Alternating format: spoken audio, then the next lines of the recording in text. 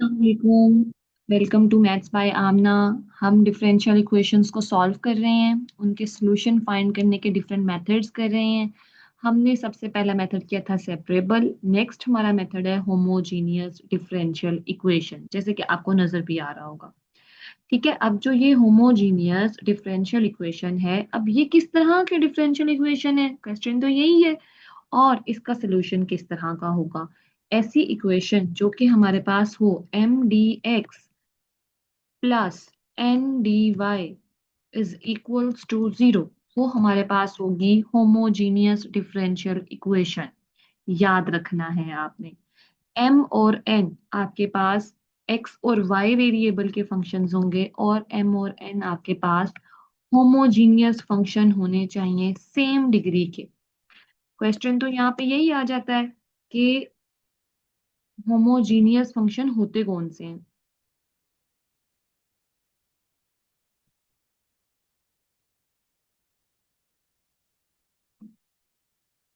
ठीक है। अच्छा, अब हमने डिस्कस करना है कि होमोजीनियस फंक्शन होते कौन से हैं। ओके, चेक करते हैं कि होमोजीनियस फंक्शन होते क्या हैं सेम डिग्री के ना। यही हमारा टारगेट है, हम चेक करना चाहते हैं। मैं यहाँ पे एक फंक्शन ले लेती हूँ m which is equals to 2xy। ठीक है, सिंपल, मैंने बहुत सिंपल फंक्शन लिया। ठीक है, इसके साथ हम x और y वेरिएबल भी लगा लेते हैं, क्योंकि मिक्स वेरिएबल वाला फंक्शन है ना। ओके, इसी तरह से मैं एक n फंक्शन ले लेती हूँ which is also the depends on the variable x and y, और हम इसको लिख लेते हैं X square plus Y square. अच्छा, अब इसको हमने जो है चेक करना है कि ये होमोजीनियस किस तरह से है। ठीक है, X square plus Y square, हमने चेक करना है कि ये होमोजीनियस कैसे है। एक्स की डिग्री 2, वाई की डिग्री 2, और जो हमारे पास एक्स और वाई वेरिएबल है, अगर आप नोट करें तो इसकी डिग्री 1 है, इसकी डिग्री 1 है। 1 और 1 दोनों को आप ऐड कर दें तो ये डिग्री भी 2 बन जाती है। तो हमने इस तरह से चेक करना होगा कि हमारा फंक्शन जो है वो होमोजीनियस है या नहीं है। यही हमारी डेफिनेशन है। अगर आप पढ़ें, a differential equation of the form M D X plus N D Y, यहाँ डी वाई आएगा। और उसने कहा है कि एम और एन जो है वो होमोजीनियस फंक्शन होने चाहिए सेम डिग्री के। एग्जाम्पल दी हुई है X square highest degree 2, Y square degree 2। ठीक है, इस फंक्शन के अंदर एम फंक्शन है, दोनों डिग्रीज 2 है। ये एन फंक्शन है, एक्स की डिग्री 1, वाई की डिग्री 1, इन दोनों को ऐड कर देंगे तो आपकी डिग्री हो जाएगी 2। ठीक है। अच्छा, आगे चलते हैं। ओके,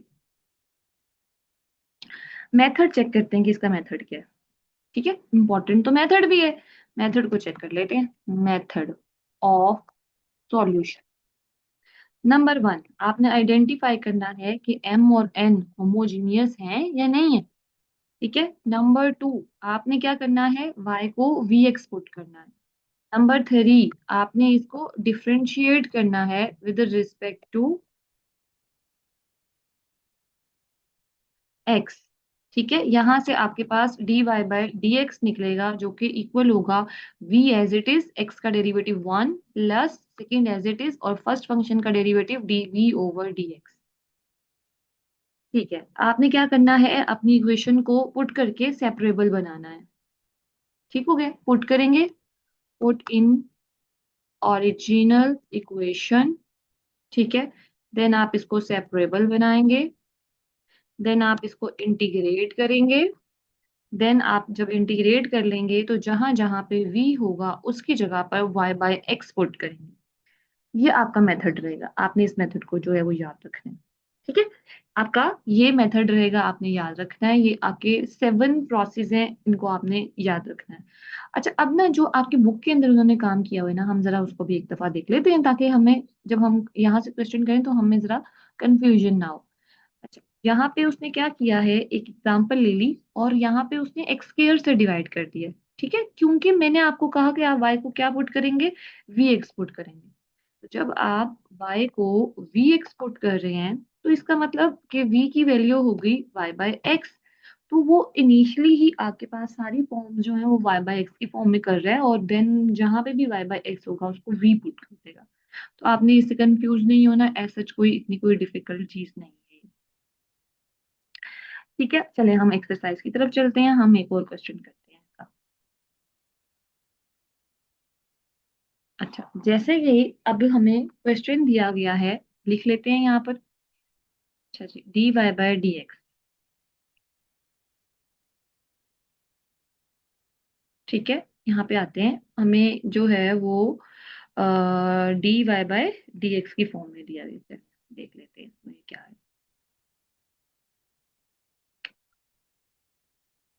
ठीक है।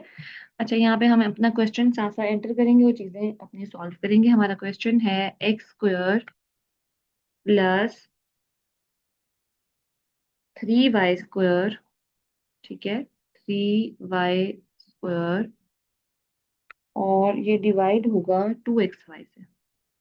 हमने इसको सॉल्व करना है। तो सबसे पहले हमारा टारगेट क्या है कि हमने चेक करना है क्या ये होमोजीनियस है। ठीक है, हमारा पहला टारगेट क्या है कि हमने चेक करना है क्या ये होमोजीनियस है। जी, ये होमोजीनियस है। कैसे पता चला कि ये होमोजीनियस है, ये क्यों नहीं हमें पता चलेगा। हाईएस्ट डिग्री एक्स की 2, वाई की 2, और ये जो एक्स है ये भी 1, और ये वाला वाई जो है ये भी 1। तो ये आपके पास होमोजीनियस है। तो आपने याद रखना है कि ये फंक्शन आपका होमोजीनियस है।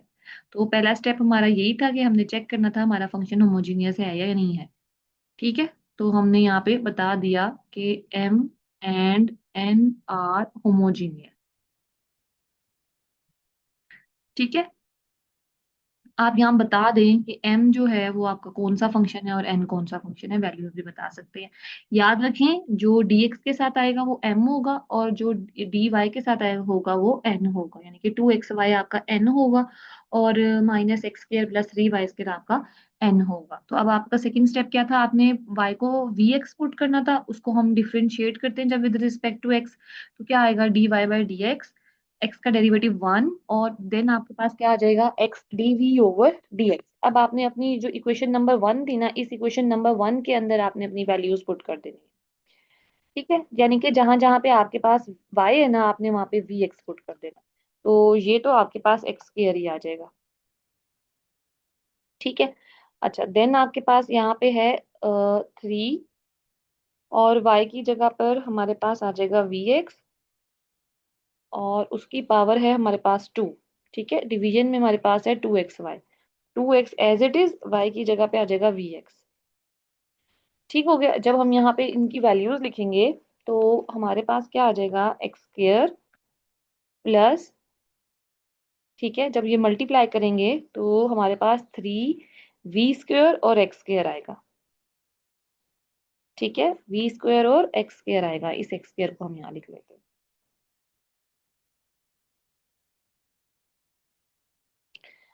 ठीक है, और जब हम इसको यहाँ मल्टीप्लाई करेंगे तो ये 2v इंटू x² आ जाएगा। अच्छा, अब हमारे सामने क्लियर है कि एक्स स्क्र को हम कॉमन निकाल सकते हैं। जैसे ही एक्स स्क्र को कॉमन निकालेंगे, एक्स स्क्र कैंसिल हो जाएगा, तो हम इस वाले v को इस साइड ले आएंगे। ठीक है, तो यहाँ पे क्या करते हैं, हम एक्स स्क्र को कॉमन निकाल लेते हैं। तो हमारे पास अंदर बचेगा 1 + 3v²।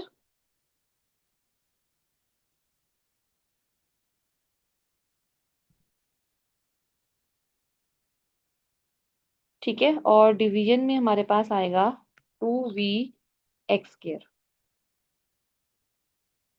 ठीक है, अब क्या होगा कि ये जो एक्स स्क्र है वो इस एक्स स्क्र से कैंसिल हो जाएगा, और फिर हम क्या करेंगे, यहाँ पे अपनी नेक्स्ट फॉर्म बनाएंगे। ठीक है, वो हम बना सकते हैं, ऐसा कोई डिफिकल्ट नहीं है। ठीक है, एक्स स्क्र जब एक्स स्क्र से कैंसिल हो जाएगा तो हमारे पास क्या फॉर्म बनेगी, हम इसी को लिख लेते हैं। ये वाला एक्स स्क्र हमारे पास खत्म हो गया, क्योंकि ये हमारे पास जो है वो कैंसिल हो गया, किसके साथ, नीचे वाले एक्स स्क्र के साथ। ठीक है, अब हम इसका ले लेंगे एलसीएम। जब हम इसका एलसीएम लेंगे ना, तो हमारे पास एलसीएम जो है वो 2v आ जाएगा, और ये जो -v है ना, इसकी जगह पे हमारे पास आ जाएगा 2v²।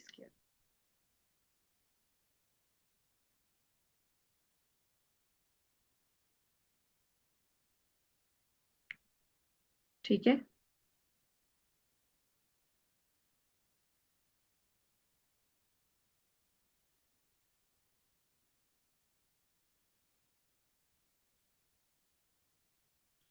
जब वो उससे मल्टीप्लाई होगा तो ये क्या बन जाएगा, 2v² बन जाएगा।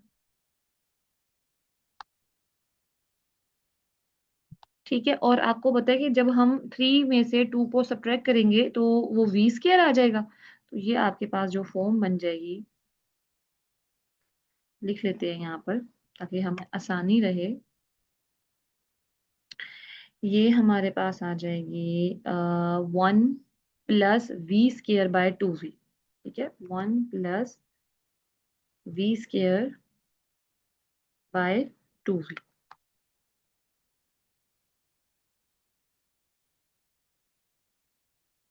ठीक है।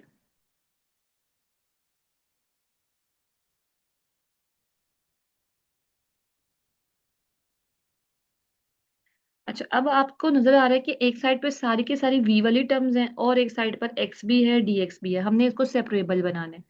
सेपरेबल बनाने के लिए हम क्या करेंगे, dx को मल्टीप्लाई करेंगे तो यहाँ dx आ जाएगा, और x को डिवाइड करेंगे तो यहाँ x आ जाएगा। ठीक है, अगर आपको समझ में नहीं आता मैं दोबारा बता देती हूँ। This one is x dv/dx। क्या सेपरेबल बना रहे हैं अभी। और ये आपके पास था 1 + v² / 2v। ठीक है, ये इस तरह से आपके पास थी। हमने क्या किया, इसकी कर दी हमने क्रॉस मल्टीप्लीकेशन। जब हम इसकी करेंगे ना क्रॉस मल्टीप्लीकेशन, उससे क्या होगा हमारे पास। ठीक है, आपके लिए यहाँ पे मैं आपको बताना चाह रही हूँ कि जब आप इसकी करेंगे क्रॉस मल्टीप्लीकेशन, dx इधर आ जाएगा, 2v इधर आ जाएगा, x इधर डिवाइड हो जाएगा, 1 + v² दूसरी साइड डिवाइड हो जाएगा। तो हम इसी को यहाँ पे मैं आपको लिख के दिखाती हूँ कि ये देखें, ये जो x है ना, ये जो dx है ये इधर आके यहाँ पर जो है वो आपके पास मल्टीप्लाई हो जाएगा। तो यहाँ पर मैं dx लिख लेती हूँ। ठीक है, और इधर से dx को खत्म कर देती हूँ, क्योंकि मैंने क्या किया है,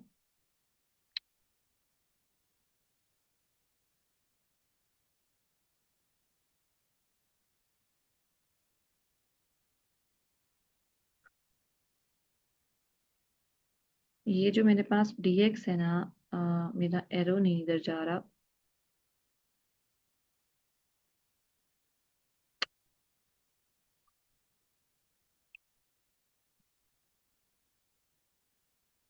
ठीक है, मैंने इस dx को दूसरी साइड पे जो है वो मल्टीप्लाई कर दिया।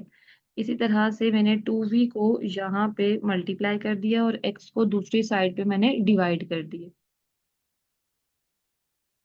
ठीक है, यहाँ पे मैं यहाँ पे x लिखना चाहती हूँ। ठीक हो गया, और जो मेरे पास 1 + v² था, मैंने इसको यहाँ पे इस बॉक्स के अंदर जो है वो डिवाइड कर दिया।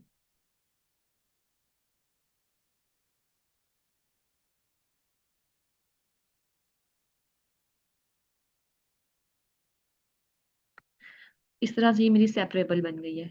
ठीक हो गया, अब मैं ना इसको करना चाहती हूँ इंटीग्रेट। जब मैं इसको इंटीग्रेट करना चाहती हूँ ना, बेसिकली मैं इस पूरी की पूरी टर्म को इंटीग्रेट करना चाहती हूँ। ठीक है, तो जो मेरे पास ये वाली बेसिकली वैल्यू है ना, जो यहाँ पे मेरे पास पिक ही नहीं हो रही।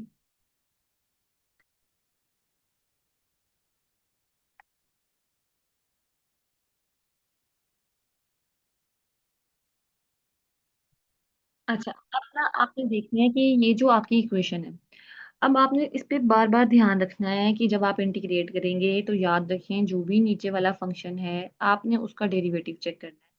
जैसे कि 1 का डेरिवेटिव होता है 0, और जब v² का डेरिवेटिव लेंगे इस पे लगेगा पावर रूल 2v। ठीक है, तो ये किसके इक्वल आ गया, 2v के इक्वल आ गया। जब भी किसी भी फंक्शन का डेरिवेटिव ऊपर ही मौजूद होता है वो फंक्शन हमारे पास लॉग में आ जाता है।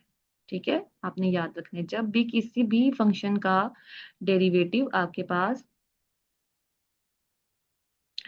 जो है वो मौजूद हो, तो आपने याद रखना है, बार बार बता रही हूँ कि वो आपके पास फिर किस में आ जाता है, लॉग में आ जाता है। ठीक है। अच्छा, तो इसका मतलब है ये जो 1 + v² था इसका डेरिवेटिव आपके पास 2v ऑलरेडी ऊपर मौजूद है, तो इस फंक्शन को हम लॉग में लिख सकते हैं। ठीक है, तो ये हमारे पास आ जाएगा log 1 + v² which is equals to, X का डेरिवेटिव भी 1 होता है, वो भी ऑलरेडी हमारे पास मौजूद है। जब वो भी हमारे पास ऑलरेडी मौजूद होगा तो वो भी हमारे पास किस में आ जाएगा, लॉग में आ जाएगा। ये क्या आ जाएगा, लॉग एक्स। जब आपके पास सारा आंसर ही लॉग में आ रहा हो तो आपका जो कांस्टेंट है, कांस्टेंट ऑफ इंटीग्रेशन, हम उसको भी लॉग में ही लिखेंगे। ठीक है, तो लॉग सी आ जाएगा।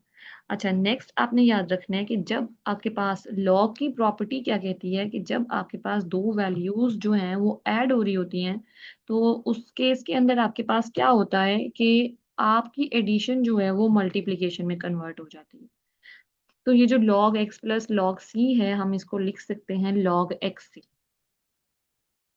ठीक है, हम इसको क्या लिख सकते हैं, log xc।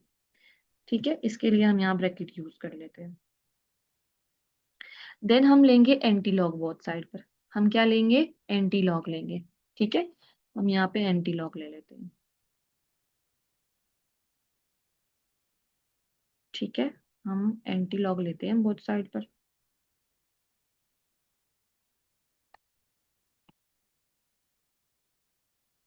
अच्छा, जब हम ना एंटी लॉग लेंगे ना बोथ साइड पर, तो जो हमारे पास लॉग है ना वो खत्म हो जाएगा। ठीक है, अब जब लॉग खत्म हो गया ना, सिर्फ हमारे पास 1 + v² इक्वल्स टू एक्स सी आ जाएगा। तो हम उसको लिख लेते हैं यहाँ। अब मैंने क्या कहा था, जो लास्ट स्टेप होगा, 6 स्टेप हमने जो कहा था, सिंप्लीफिकेशन इंटीग्रेशन के बाद उसके अंदर हमने v की जगह पर अगेन y एक्सपुट करना। ठीक है, हमने क्या करना था, v की जगह पर अगेन y एक्सपुट करना था।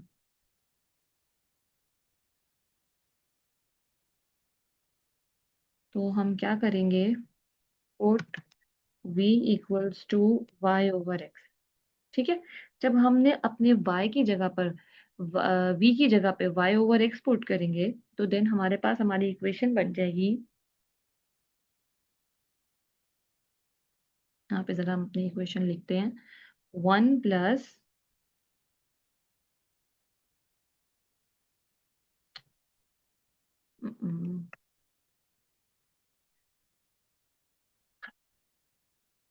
इक्वेशन बन जाएगी 1 + v² की जगह पे आएगा y/x का स्क्वायर।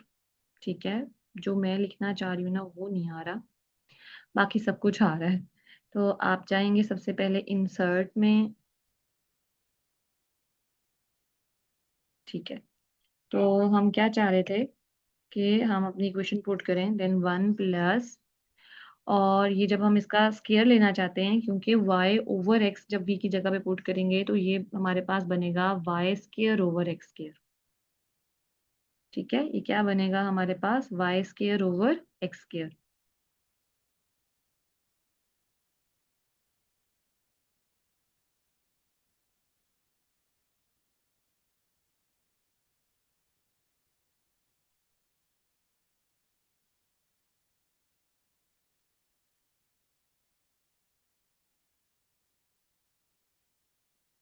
ठीक है, और ये किसके इक्वल है, ये आपके पास xc के इक्वल है। तो आप सिंपल जो है यहाँ पर x² को, क्योंकि हम सोल्यूशन फाइंड करना चाह रहे हैं, अगेन जैसे मैंने सेपरेबल के अंदर बात की थी कि आपने एक y की वैल्यू निकालनी होती है, y की वैल्यू निकालनी होती है एट द एंड। जब हम इनिशियल वैल्यू प्रॉब्लम्स पे गए तो हमारा यही इशू था। तो हम x² को क्या करते हैं, बोथ साइड पर मल्टीप्लाई कर देते हैं। जब हम x² को बोथ साइड पर मल्टीप्लाई करेंगे तो यही इक्वेशन हमारी बन जाएगी, x² + y² is equals to x³ into C. ठीक है, ये जो x² है ये यहाँ से खत्म हो जाएगा।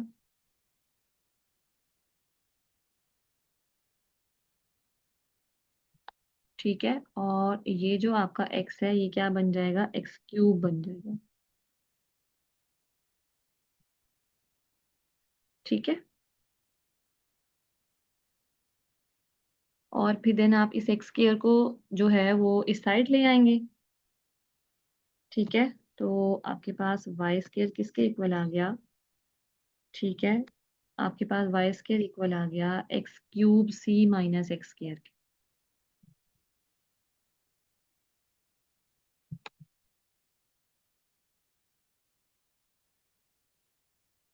x²। ठीक है, और ये सारी की सारी वैल्यू जो है वो किसके इक्वल है, ये वाई स्क्वायर के इक्वल। तो जो यहाँ पर हम टर्म लगा लेते हैं वाई स्क्वायर भी,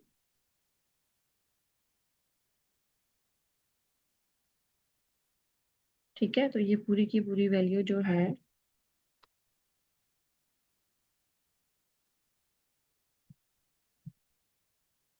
यहाँ से आपका जो है ये y निकल आया। आप इसको बोथ साइड स्क्वायर रूट ले सकते हैं। ये हमारा टोटल प्रोसेस रहेगा पूरे के अंदर। आपने इसको याद रखना है, मैं आपको बार बार कह रही हूँ कि आपने इसको याद रखना है, ठीक है। इसे याद रखेंगे तो आपकी चीजें आसान होंगी। आपका यहाँ से सोल्यूशन निकल आया, हो सकता है कि बुक के अंदर उसने इतना ना किया हो, पॉसिबल है, लेकिन आपने तो करना है ना, चाहे बुक में दिया हुआ है या नहीं दिया हुआ, आपने तो करना है। इसको रिवाइज कर लेते हैं। हमने क्या किया है, सबसे पहले हमने चेक किया एम और एन होमोजीनियस थे या नहीं। फिर हमने वाई की जगह पे वी एक्स पुट किया। फिर हमने इसको डिफरेंशिएट किया विद रिस्पेक्ट टू एक्स। फिर हमने अपनी इक्वेशन वन जो भी ओरिजिनल इक्वेशन थी उसके अंदर वाई की जगह पे वी एक्स पुट करके उसे सिंप्लीफाई किया है। वी को इस साइड लेकर आए हैं, एलसीएम लिया है, सेपरेबल फॉर्म बनाई है, इंटीग्रेट किया है, लॉग की प्रॉपर्टीज यूज की हैं, एंटी लॉग लिया है, अगेन हमने वी को वाई एक्स पुट कर दिया और यहाँ से हमने अपना सोल्यूशन निकाल लिया, ठीक है। तो आपने भी इसको सेम इसी तरह से ऐसे ही करना है। क्वेश्चन नंबर टू स्टार्ट करते हैं। यहाँ पे ये हमारे पास सबसे पहले नंबर पे है जी, एग्जाम्पल नंबर टू। सबसे पहला टारगेट क्या था, हमने चेक करना है क्या एम और एन होमोजीनियस हैं। जी, होमोजीनियस है। कैसे पता चला कि ये देखिए, ये जो एक्स है इसकी डिग्री थ्री, ये जो वाई है इसकी डिग्री थ्री, ये एक्स स्केयर और ये वाई की degree one, two plus one three होता है, ये वन और ये वाई की degree two, one plus two भी हमारे पास थ्री ही होता है। तो ये हमारे पास होमोजीनियस है। अब होमोजीनियस होने के बाद हमने नेक्स्ट क्या कहा था, हमने कहा था कि नेक्स्ट हमारे पास हमने वाई को वी एक्स पुट करना है। तो जहां हमारे पास y था हम वी एक्स पुट कर देंगे। हमने फिर इसको डिफरेंशिएट करना था विद रिस्पेक्ट टू x। ये कुछ कॉमन पार्ट्स हैं जो हर एक के अंदर सेम रहेंगे। D Y over D X आ गया, ठीक है। अच्छा, अब आपने इस पे प्रोडक्ट रूल लगा देना था। v as it is, x का derivative one plus x as it is और v का derivative D V over D X. अब आपने अपनी इक्वेशन नंबर वन के अंदर पुट करना है। D Y over D X की जगह पे तो v plus X D V over D X आ जाए। अब आपके पास एक्स क्यूब जो है वो एक्स क्यूब ही रहेगा। वाई की जगह पे आप वी एक्स पुट करेंगे, क्यूब था तो वी एक्स क्यूब आ जाएगा, ठीक है। X square as it is और वाई की जगह पर आप वी एक्स पुट कर देंगे। एक्स एज इट इज और वाई की जगह पर आप वी एक्स पुट कर देंगे तो ये वी एक्स स्क्वायर बन जाएगा। सिंप्लीफाई करते हैं, एक्स क्यूब, ये आपके पास हो जाएगा वी क्यूब, और नेक्स्ट आपके पास है एक्स क्यूब, ठीक है। अच्छा, जब नीचे वाली टर्म को करेंगे तो जब ये मल्टीप्लाई होगा तो ये आपके पास बनेगा वी एक्स क्यूब, ठीक है।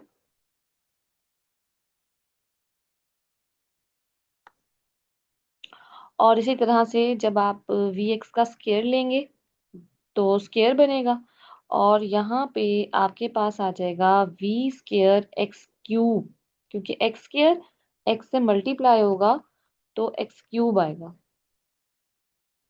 ठीक है। तो ये वी स्क्वायर और ये जो एक्स क्यूब है सेम यही आपके पास नीचे आएगा।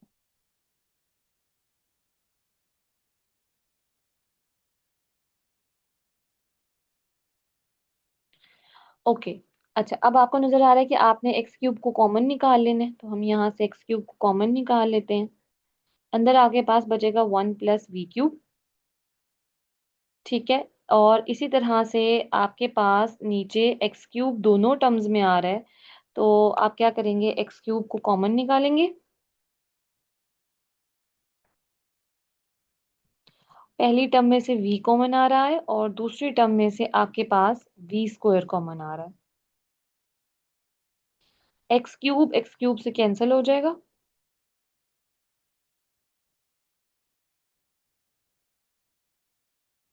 ठीक है।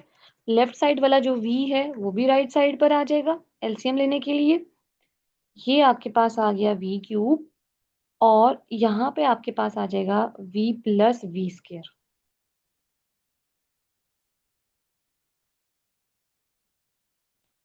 ठीक है। क्योंकि आपके पास एक्स क्यूब तो एक्स क्यूब से कैंसिल हो गया, तो क्या बचा v प्लस वी स्क्र। जब आप एलसीएम लेंगे तो एलसीएम आपके पास आएगा v प्लस वी स्क्र। ठीक है। और आपके पास ऊपर टर्म थी 1 + v³। जब v³ ये वाला v इस v से मल्टीप्लाई होगा तो ये -v² बनेगा। और साथ में ही हमारे पास एक और टर्म आएगी इसके साथ ही। ठीक है, वो हमारे पास होगी, क्योंकि v जब v² से मल्टीप्लाई होगा तो v³ आएगा, तो -v³ भी आएगा।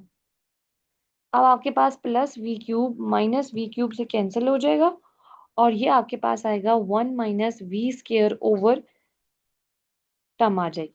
ठीक है, लिख लेते हैं इसको भी। नीचे वाली टर्म के अंदर आपके पास कॉमन निकल आएगा v। ठीक है, नीचे वाली टर्म में आपके पास कॉमन निकाल लेते हैं v को। अंदर बचेगा 1 + v, और यहाँ पे आपके पास टर्म जो बची ऊपर वो आपके पास बची 1 - v²। अब आपको पता है 1 - v² को 1 - v 1 + v लिख सकते हैं। ठीक है, तो हम इसको लिख लेते हैं।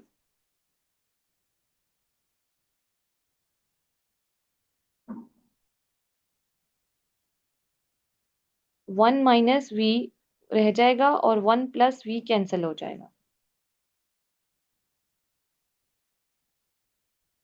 ठीक है, 1 - v 1 + v 1 + v कैंसिल हो जाएगा, ये 1 - v/v यहाँ पे हमारे पास बचेगा। ठीक है, अब हमारे पास जो वैल्यूज बची ये थी x dv/dx, और ये हमारे पास है 1 - v/v। अब हम इसको क्या करेंगे, हम इसको सेपरेबल बनाएंगे। v/1 - v इधर आ जाएगा और 1/x × dx इधर आ जाएगा। इसको हम कर लेते हैं इंटीग्रेट। इंटीग्रेट करने से पहले हमने जब फंक्शन को चेक किया, हमारा फंक्शन एक इम्प्रॉपर जो है वो फंक्शन है, फ्रैक्शन बन रही है। कैसे पता चला? क्योंकि हमारे पास ये ऊपर वाले v की पावर भी 1 है, नीचे वाले v की पावर भी 1 है। जब भी आपके पास इम्प्रॉपर बन रहा होता है तो हम क्वोशिएंट रिमाइंडर थ्योरम लगा सकते हैं। क्वोशिएंट रिमाइंडर थ्योरम को यूज करते हुए इस v को हम अंदर रखेंगे और हम इसको 1 - v से डिवाइड कर देंगे। जब हम ऐसा करेंगे तो हम इसको -1 से मल्टीप्लाई करेंगे। -1 से मल्टीप्लाई करने से ये v-1 बनेगा। जब हम इनके साइन चेंज करेंगे तो ये प्लस का साइन था, ये माइनस बन जाएगा, और ये माइनस का साइन था, ये प्लस बन जाएगा। ये वाला v इस v से कैंसिल हो गया, और हमारे पास यहाँ पे जो हमारा रिमाइंडर बचा वो हमारे पास 1 आ गया। पहले भी हमने इसके बारे में बात की थी कि हम क्वोशिएंट रिमाइंडर थ्योरम को यूज करते हुए इसको सॉल्व कर सकते हैं। ठीक है, तो इसमें क्या होगा कि हमारे पास हम इसको लिख सकते हैं, ये वाला 1 हम पहले लिखेंगे, ये -1 बाद में लिखेंगे, और ये 1 - v से हम इसको डिवाइड कर देंगे। हम ऐसे भी कर सकते हैं। दूसरा वे क्या था कि v ऑलरेडी मौजूद है, जो भी टर्म इसके साथ मौजूद होती है हम उस टर्म को प्लस और माइनस कर देते हैं। ठीक है, तो हम यहाँ पर एक इक्वेशन इंसर्ट कर लेते हैं ताकि हम अपनी इस क्वेश्चन को मजीद आगे सिंप्लीफाई कर सकें। तो हम इसको लिख सकते हैं इंटीग्रेशन। हमारे पास सबसे पहले नीचे वाली वैल्यू आती है जो कि है 1, फिर हमारे पास ऊपर वाली वैल्यू आती है जो कि है -1, और फिर हम डिवीजन के अंदर अपनी वो वैल्यू लिखते हैं जिससे हमने डिवाइड किया था। तो 1/1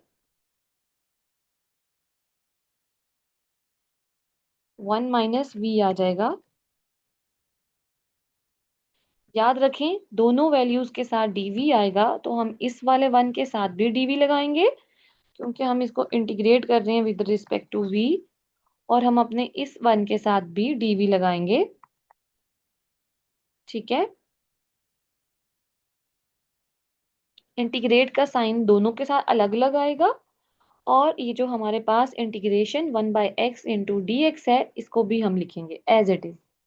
इंटीग्रेशन का पैटर्न वही रहेगा जो पहले था। क्या पैटर्न था? किसी भी फंक्शन का डेरिवेटिव अगर हमारे पास ऊपर मौजूद हो, वो फंक्शन हम लॉग में लिख देते हैं।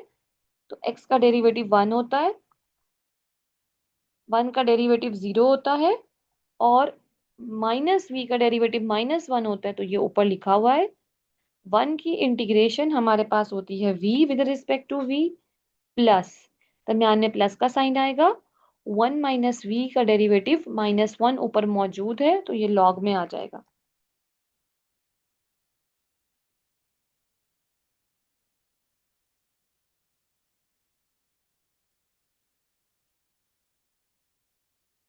और आपके पास ये log x plus log c as it is आ जाएगा। log x plus log c के ऊपर वही हमारे log की प्रॉपर्टी लग जाएगी। यहाँ पे 1 - v आएगा, और आप चाहें तो v को दूसरी साइड पर आप जो है वो लेके जा सकते हैं, लेकिन हम ऐसा करेंगे अपनी आसानी के लिए, हम अपनी log वाली टर्म्स को एक साइड पे कर देंगे और हम अपनी बाकी टर्म्स को दूसरी साइड पे कर देंगे। ठीक है, तो मैं इसको कुछ क्वोशंट की फॉर्म में नहीं लिखना चाहती, मैं अपनी आसानी के लिए इसको डिफरेंशिएबल फॉर्म में ही लिखना चाहती हूँ। उस केस के अंदर हम क्या करेंगे कि हम अपनी टर्म को जो है वो कुछ नेगेटिव कर सकते हैं, कर तो सकते हैं।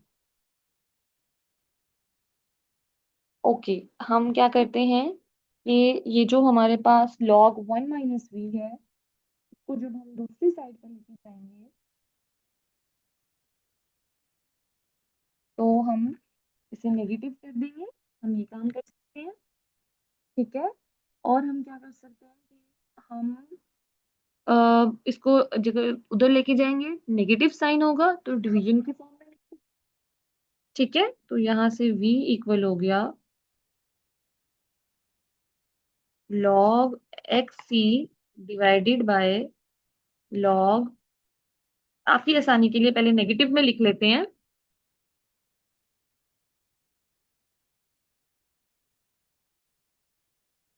मैंने क्या किया है, इस पे log को इस साइड ले आई, नेगेटिव की हमने प्रॉपर्टी अप्लाई कर दी, नेगेटिव डिवीजन में जाता है। अब आपको कोई एंटी लॉग लेने की जरूरत नहीं है। सिंपल आपने क्या करना है कि आपने v की जगह पर yx पुट कर देना है। ठीक है, हम क्या करेंगे, सिंपल v की जगह पर yx पुट कर देंगे, तो ये क्या हो जाएगा, y/x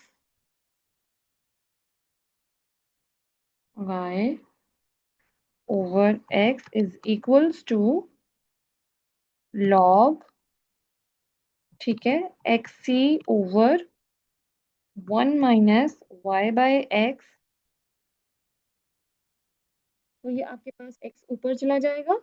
ठीक है, एक x यहाँ पे साइड पे मल्टीप्लाई हो जाएगा, y is equals to x into log, ठीक है, this one is X C dot, नीचे वाला x जब ऊपर आएगा, देन डिवीजन के अंदर आपके पास x माइनस वाई आ जाएगा। ठीक है, तो ये आपके पास आपका सोल्यूशन आ चुका है। आप एक्स सी इंटू एक्स को एक्स स्क्वायर लिख सकते हैं। ये आपके पास आपका होमोजीनियस का है, जिसकी मैंने दो एग्जांपल्स आपको करा दी हैं। इसको आपने अच्छी तरह से अंडरस्टैंड करना है। ठीक हो गया? जहां से समझ में नहीं आता आप पूछ सकते हैं।